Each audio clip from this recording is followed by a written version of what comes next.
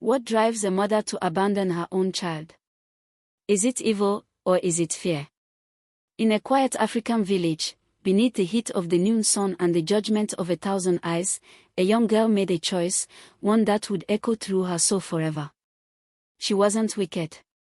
She wasn't heartless. She was terrified. Terrified of shame. Terrified of the world. And most of all, terrified of herself. At 19, Ebra carried more than a child.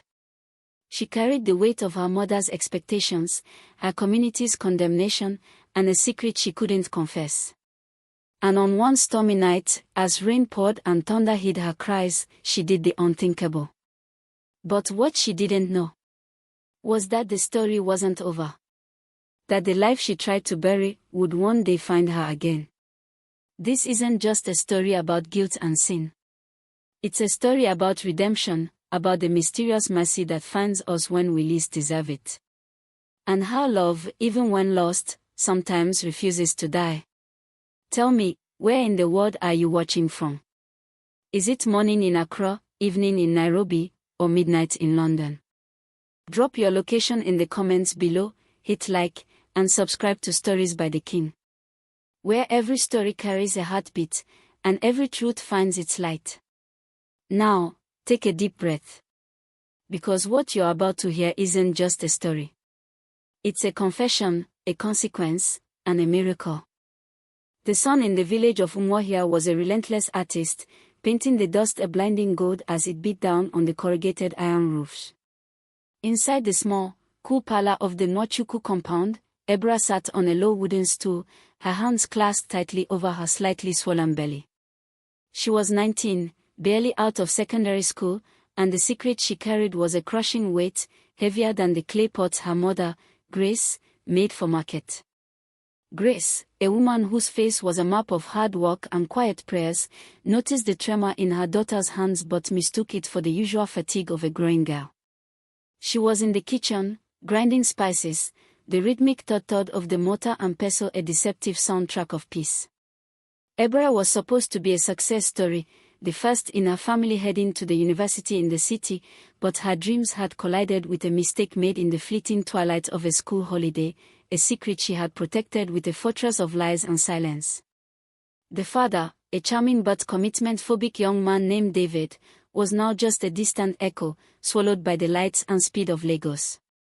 Her world, so carefully constructed by her mother's sacrifice, was teetering. She looked at the worn family Bible on the table, its pages stained from use, and felt a cold knot of dread twist in her gut, knowing that the truth, once revealed, would not just break her mother's heart, it would shatter their entire future. Ebra's emotional landscape was one of desperate contradiction, a fierce love for the child she felt stirring within her, battling a paralyzing fear of the shame it would bring to her devout Christian family. She pictured the long walk to church, the hushed whispers of the women, the condemning silence of the elders. It wasn't just disappointment she feared, it was the total social excision, the loss of identity in a community where reputation was currency. This fear drove her to an unhealthy secrecy, layering loose-fitting clothes and avoiding the communal well where women gathered and shared gossip like water. One evening, under the shadow of a mango tree whose leaves rustled like restless spirits, her childhood friend, Kayameka, had seen through the facade. "Ebra, you are carrying," Kayameka had whispered, her eyes wide with a mix of pity and concern. Ebra's denial was immediate and harsh, a defense mechanism rooted in panic. She pushed Kayameka away, leaving her standing alone, confused by the ferocity of the lie. That night, as the moon cast long, skeletal shadows across her bedroom floor, Ebra felt a sharp, unfamiliar pain. It was too early. Far too early. A wave of terror washed over her, replacing all her love and fear with one primal need, to make it disappear. The next few days passed in a blur of increasing pain, confusion, and a terrible, cold-hearted plan taking shape in her mind. Her mother had gone to the next village to deliver a large order of clay pots, leaving Ebra alone in the compound. The solitude was an invitation to the darkness she was fighting.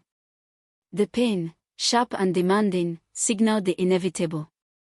Late one Tuesday afternoon, As the skies opened up in a sudden, violent tropical downpour, a true deluge that seemed to mirror the storm inside her, Ebra staggered out of the parlor. She made her way to the outdoor pit latrine, a small, detached structure behind the house. The sound of the rain hitting the metal roof was deafening, isolating her from the world. With every agonizing step, the fear of exposure hardened into a terrifying resolve. She would not let this baby be her ruin. She would not let her mother's dreams for her turn into the village's bitter laughter. Leaning against the rough wooden wall, her breathing ragged, she gave in to the agony, and in that secluded, rain-lashed darkness, a tiny, fragile cry was swallowed by the roar of the storm and the silent, hungry pit below. Ebba emerged from the latrine structure, soaked not just by the rain but by a cold sweat of shock and disbelief. Her mind had erected a wall, a desperate defense against the reality of what she had just done. She cleaned herself, burned the evidence, and collapsed onto her bed, willing her body to return to the way it was before, to forget the few minutes that would forever define her. When Grace returned 2 days later, tired but smiling from a successful trip, she noticed the paleness and the unusual quietness of her daughter, but Ebra explained it away as a severe bout of malaria. The lie was simple, easy to believe, and Grace, relieved that her daughter was finally resting, offered a fervent prayer of thanksgiving. But the house was now haunted. Every creak of the floorboards, every gust of wind, sounded to Ebra like that tiny, desperate cry. The rain stopped, but the storm within her raged, manifesting in nightmares and a terrible, paralyzing coldness that no amount of sunshine could cure. The guilt was a parasite, feeding on her sanity. The first crack in her carefully constructed lie came subtly. An old, eccentric woman in the village, Mama Isioma, known for her uncanny insight, passed the compound and stopped. She didn't look at Ebra, she simply looked at the latrine structure, her eyes narrowed. "The earth has a memory, young woman," she stated, her voice a dry whisper like rustling leaves. "What the eye does not see, the spirit remembers." Ebra felt a spike of panic that nearly buckled her knees, but she managed a weak smile and a dismissal. Yet, the old woman's words had planted a seed of unease in Grace's mind. Grace began to observe her daughter closely, the vacant stare, the way Ebra flinched when the church choir sang a lullaby, the almost aggressive way she avoided the small, secluded path leading to the latrine. The truth, like a persistent weed, was beginning to push through the concrete of Ebra's deception. She started to develop an unusual habit. Every day, she would take a small tin of milk and a biscuit and leave it under the mango tree, a silent, superstitious offering to appease the spirits she believed she had angered. She couldn't admit her sin, but she couldn't silence her soul either. One evening, a severe drought hit the village, forcing the community to dig a temporary, new latrine pit on the outskirts of the compound. The sanitation workers, a pair of jovial but rough men, began the arduous process of draining and filling the old one. Ebra watched from the window, a statue carved of ice, every shovelful a countdown to her exposure. Grace, meanwhile, was tending to her prized garden near the old structure, humming a hymn. Suddenly, the digging stopped. One of the workers called out, his voice a strained mix of confusion and revulsion. Grace walked closer, her brow furrowed in annoyance at the delay. What she saw on the earth, pulled from the depth of the pit, was not what the man expected. It wasn't bones or refuse. It was a small, perfectly preserved wrapper, a piece of Ebra's own shawl, carefully tied around a bundle of cloth that was impossibly small, impossibly clean, and impossibly light. The worker gently placed the shawl-wrapped bundle on the ground. Grace, her eyes wide with a dawning horror, bent down, her hands shaking, and began to slowly unwrap the cloth, her heart pounding a frantic drumbeat against her ribs. Ebra, watching from the window, let out a choked cry, realizing the time for hiding was over, but the actual truth, when it came, was so much stranger, so much more terrifying, that it froze the confession on her lips. The bundle was empty. The empty wrapper, a garment that had once belonged to her, lay like a dead thing in the dirt, a silent accusation against Ebra. Grace straightened up, her face a mask of profound sorrow. but not anger. The truth she had expected to find, the devastating physical evidence of her daughter's sin, was absent, replaced by a baffling mystery. "Ebra," she called, her voice low but steady, a summons that couldn't be ignored. Ebra stumbled out of the house, tears streaming down her face, the dam of her secrecy finally breaking. She fell to her knees before her mother and confessed everything: the secret pregnancy, the fear, the isolation, and the terrifying, desperate act she committed in the rain-swept darkness of that latrine. Grace listened without interruption, her arms crossed, her eyes fixed on the empty cloth. When Ebra was done, broken and spent, a quiet relief washed over Grace's features, a mother's love overriding her righteous disappointment. "But the baby," Grace whispered, pointing to the empty wrapper. "If you left it in the pit, where is the child?" That question hung in the air, a spiritual challenge. A frantic search of the area yielded nothing. The logical conclusion was unthinkable: the baby had been swept away or lost to the harsh environment. The moral weight, however, remained. Ebra's community punishment was swift but gentle, a 6-month ban from active church duty, allowing her time to reflect and mourn. The story of the abandoned baby and the empty wrapper became an instant legend in Umuahia, a cautionary tale whispered with a mix of judgment and awe. Ebra's shame was public, but the mystery of the missing child shielded her from total condemnation, allowing her the chance to rebuild.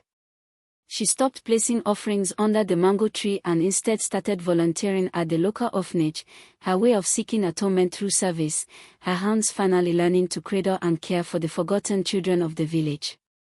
She would look at each tiny face and wonder, "Are you safe? Are you well?"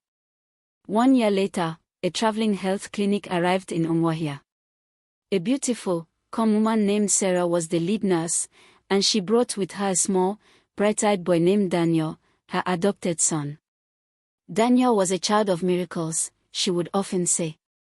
Sarah told Ebra a story, her voice soft and full of wonder. She had been passing through a remote village during a heavy storm a year prior. She was delayed by a massive flood that had washed out a dirt road. While waiting, she heard an impossibly faint sound, a cry. It led her to a makeshift, abandoned shelter, miles from any road. There, inside a basket that had somehow floated clear of the rushing floodwaters, was a tiny, premature baby, wrapped in a strange piece of cloth. The child had survived the exposure, the torrent, and the cold, a miracle of survival. Sarah, who had long desired a child, saw it as a sign from God and took him in. As she finished the tale, Daniel, who had been playing with a small wooden toy, ran toward Ebra and wrapped his small arms around her leg. Ebra looked down into the eyes of the boy, then up at Sarah, and a profound, bone-deep realization settled in her soul. It was Daniel. She saw the familiar curve of his ear, the shape of his nose, the incredible, unbelievable echo of a past she had tried to bury. She did not need to ask, the truth was written in the universe's own hand. She had abandoned a life, and the world, in its vast, mysterious love, had simply rerouted it. Ebra did not reveal the connection. She knew Daniel had found the love and stability she couldn't offer then. Instead, she became a frequent visitor at the clinic, pouring her entire, redeemed heart into helping Sarah and loving Daniel from a distance, becoming the auntie, the quiet guardian, the witness to the miracle. She eventually left for the city to pursue her studies, her mother's dream now her own, but she carried the story of Daniel and the empty wrapper as her moral compass, a reminder that a life abandoned is not a life lost, and that the universe often returns our mistakes to us not as punishments, but as opportunities for silent, profound redemption. The heavy shroud of shame finally lifted, replaced by a quiet, unwavering peace. Some stories end in judgment. But this one ends in grace. Ebra thought she had buried her past, sealed it beneath fear, guilt, and silence. But the universe had other plans. What she abandoned in shame, life restored in love. What she thought was lost forever, God turned into a miracle. The baby she left behind did not die in the dark. He lived, carried by the storm, rescued by mercy, and raised by love. And when their paths crossed again, it wasn't to condemn her. It was to remind her that forgiveness is the loudest language heaven speaks. Deborah never told the world the truth. She didn't need to. Because sometimes, the proof of redemption isn't in confession. It's in who you become after the storm. Speech balloon, now it's your turn. If this story moved you, if it reminded you that mercy still finds the broken, hit like, drop a comment, and share this story with someone who needs to hear it. And tell me, what part of Deborah's journey touched you the most? Was it her fear, her fall, or her redemption? Don't just watch, join the conversation. Subscribe to Stories by the King, where every story carries a heartbeat. And every ending reminds us that no life is too lost for grace. This is Stories by the King, where truth heals, and love always finds a way.